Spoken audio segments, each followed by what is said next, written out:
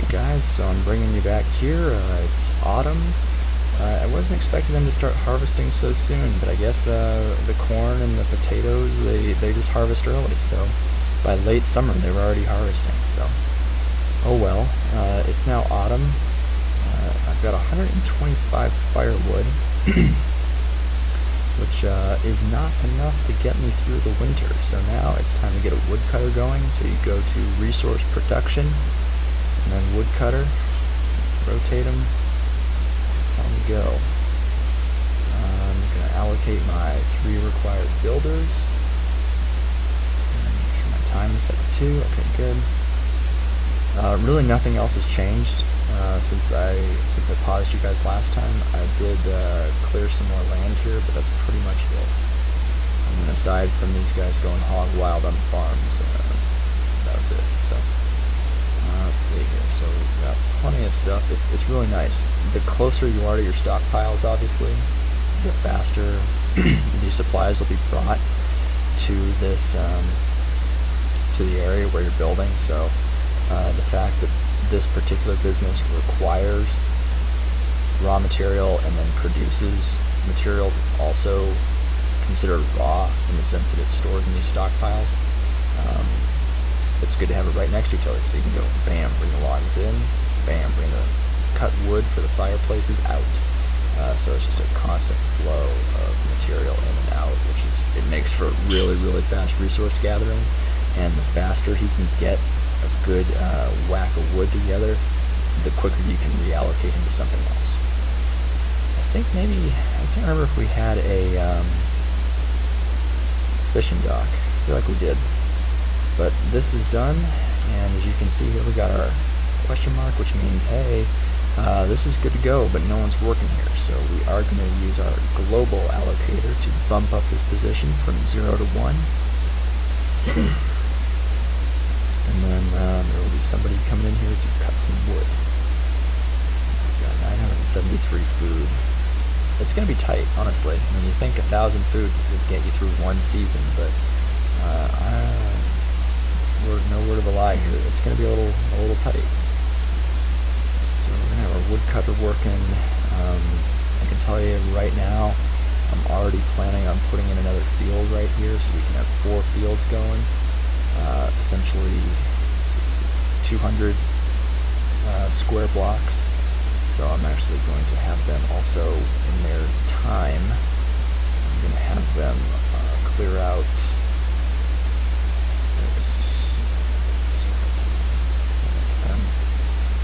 Have them clear this area so it'll be ready for a new field in the spring. We need some food. We need some food big time. I'm also going to get a gathering station going. Put it as far out as I can, but the further you have it out, the longer it's going to take to build. So either way, it's not going to be ready before winter, but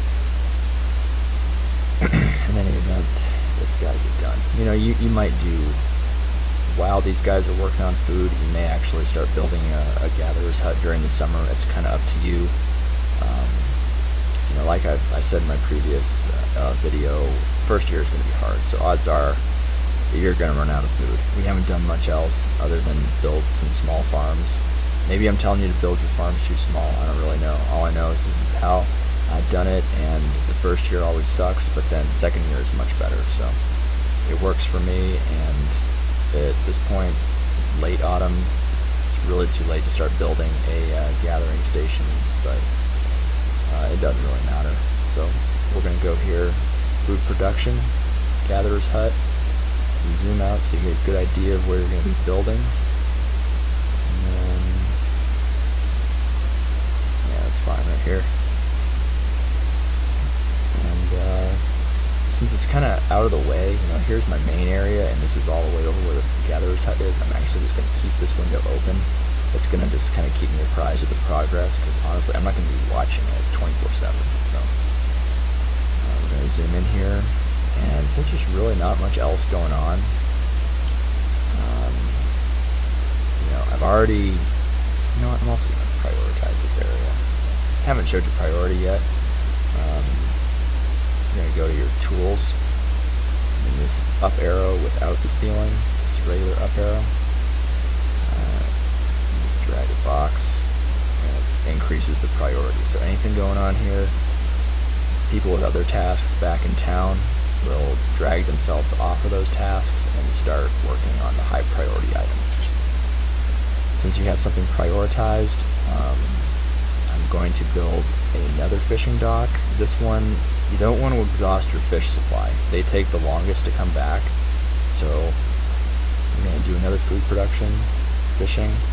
And don't put it right here, that wouldn't make any sense. You want to diversify a little bit here. So we're going to put it over on this shore.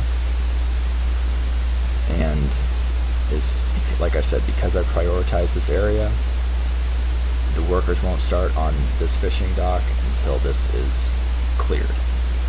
And the builders will go here first, and then they'll build here. So that's good. Let's see. Clothing is fine. Tools are fine. Stone is... the ratio of wood to stone is a little bit off, but we can deal with that in the spring. Now since this area is nice and cleared, I've still got my food production window open. I'll still go over here. I'm going to add another 5 by 10 field. And let's see, we've got corn, potato, corn.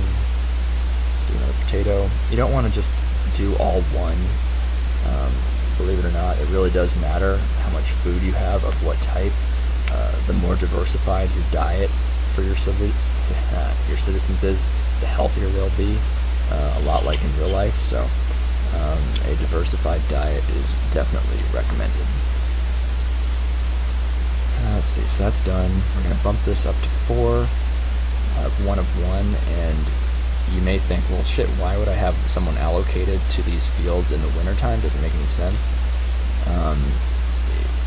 If it's after the harvest, your farmers automatically act as if they're laborers, so you don't have to unallocate them. They'll automatically act as if they're part of this group, and then in the spring, they'll move themselves back down here to farmer. The numbers don't change, but the way your citizens behave does. Okay, here's a good teaching opportunity right here. Damn it, they just took a bunch of wood. There used to be a symbol here that looked a lot like this. Yeah, here it is right here. And that means that your limit, which I know is 200 on firewood when you start out, your limit's been reached. But honestly, I want my civilization to have more than 200. So I'm going to go here to this 5th option, brings up the limits window, and I'm going to bump the limit on fuel from 200 to 400.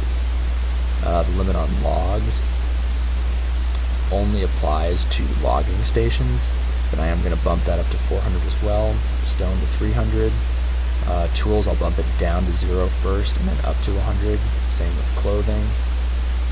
I'll bump alcohol down to 100 because I don't want to accidentally brew a bunch of booze and use up all my food. So food, like I said, we'll now bump that. Let's make it 8,000. Obviously, we're nowhere close to that, but we don't want to have our people stop making food, because food is really what's going to make the world go round in this game. So fuel 200, 400, 200. So I'm not sure why this hasn't reset itself yet, but it will. Game can be a little finicky sometimes, but it's still an early release. It's not beta, but it's got some bugs, but that's to be expected. Alright, let's see how our gatherers here are doing. 50% complete. Okay, so we just need our builders to do their thing. It's got 3 for 3. Trouble is, building during the winter when it's cold out, your builders will seek shelter in their homes from time to time just to warm up. It will literally say, let's see if I can find one. Yeah, okay, so all 3 of our people are actually working, but sometimes during the winter it'll literally say in this little status bar, Haley is cold and looking for some place warm, which means that she's going to go back to town and go to her house briefly to warm up. Now, if you have warm clothes on your citizens instead of just clothing, They won't go in as often, so it makes them much better workers during the winter. Although you do have to have wool to make warm clothes, and since I don't have sheep, I'll have to do some trading to get sheep. But if you had sheep, you could have wool, and if you have wool, you can make warm clothes. No sheep, no wool. They're just stuck with their regular badass leather coats. All this talking is driving me crazy. Okay, so 73. They're doing some good work now. I think it'll probably still take one more batch of them heading back to town. They've got 19 out of 45 steps done, so they'll probably go back around 35 or so, and they'll come back, finish it up. Oh man, early winter. Food 753. It's interesting. I guess this fishing dock must be doing good work. Let's see. Yeah, 486 fish collected so far, which is great. I mean, it's honestly, that is pretty high. It's a good thing I have this secondary fishing dock sort of in the works up here, because I'm probably going to shut this fishing dock down over here. I'm going to shut it down next season and take the 2 workers who currently work here. I'm going to move them over and have them work this area. That way one area doesn't become overfished, which is a really bad situation. So if it's winter time, you always want to keep your eye on your what you have here, your amount of firewood. And then also, another good thing to have in the back of your mind is the average health of your citizens. Anything less than 4 full hearts is a cause for a little bit of concern. So as soon as I get down to just 4 hearts, I'll actually build an herbalist hut, I guess, and that herbalist will go out and gather herbs and medicinal types of things from forests, and she'll be able to turn that into medicine, which will heal and improve the overall health of your citizens. If your citizens don't have very good health, disease outbreaks are more common, and once a disease outbreak begins, it becomes more difficult to contain if your citizens aren't healthy. So I always try and keep it at 4 or above. These stars here represent your happiness. I've never had anything less than 4, so of course I haven't played for hundreds of years. I've just played for a few years, so what the hell do I know? So let's see, fishing dock, good. Gatherer's hut, 90% complete. 25 degrees out. Got 23 people, so I'm actually thinking I may go crazy here. I may just, as soon as spring hits, I may literally kind of take this whole area here. Let's see, where to start. I like to do everything in the grid, like I said, so let's zoom in here, find the edge of our field. I'm just going to kind of show you what I'm thinking here. I may do like this. This whole area, I might turn it into farmland. Of course, it's going to eat into my hunting area. I don't know. Maybe I'll just do a portion of it. I don't know. Lots of, like I said, there's no 2 ways to play this game. And okay, this question mark here, I'm at 100% completion. Got 4 available jobs, nobody working, so we're going to bump it to 2. And we're going to get some gathering going. Gathering is actually pretty fast. They'll gather several hundred pieces of food fairly quickly, which is really, really nice. I just wish they didn't have to have a special gatherer's hut, or I would have like all gatherers, because they're great. It's a great wooded area. There'll be lots of places to find food. So we're in late winter now. When we come back, I'll have a hunter station and a logger station somewhere, probably the hunter station here, logger station here, because we don't have any more trees to cut down. We can keep kind of sending little teams out, but if you have a logger station, they'll actually both cut and replant new trees. So they'll kind of manage the forest, and that's a good way not to use up kind of burn up your valuable resources. So I'm going to cut it off here. We're going to have probably more land in this area, logging station, and a hunting station. So I'll probably bring you guys back in late fall or something like that, and we'll see what I've done.